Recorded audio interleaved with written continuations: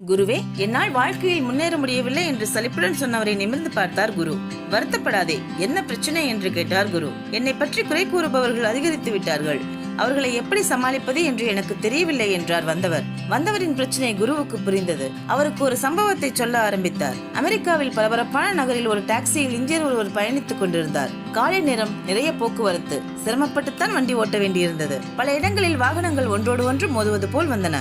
ஆனால் taxi driver கொஞ்சமும் பதட்டப்படவில்லை. இப்படி சுமூகமாக பயணித்துக் கொண்டிருந்த போது திருப்பத்தில் இன்னொரு கார் குறுக்கே வந்துவிட்டது. இரு கார்களும் மோதுவது போல் சென்று மெல்லிய இடைவெளியில் இடிக்காமல் தப்பின. தவறு எதிரில் வந்தவனுடையதுதான். இருந்தாலும் ஆத்திரத்தில் டாக்ஸி ஓட்டுநரை திட்டினான். ஆனால் ஆச்சரியம், பதிலுக்கு டாக்ஸி ஓட்டுநர் அவரை திட்டவில்லை. அவனை பொருட்படுத்தாமல் வண்டியை செலுத்தினார்.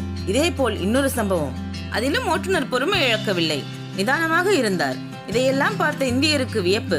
இறங்க வேண்டிய இடம் வந்தபோது ஓட்டுநரிடம் கேட்டார், எப்படி இவ்வளவு பொறுமையாக யாருடைய திட்டையும் பொருட்படுத்தாமல் வண்டி ஓட்டுகிறீர்கள் என்றார். அதற்கு அந்த டாக்ஸி ஓட்டுநர், என்னுடைய இலக்கு உங்களை சேர்க்க வேண்டிய இடத்தில் சேர்ப்பது.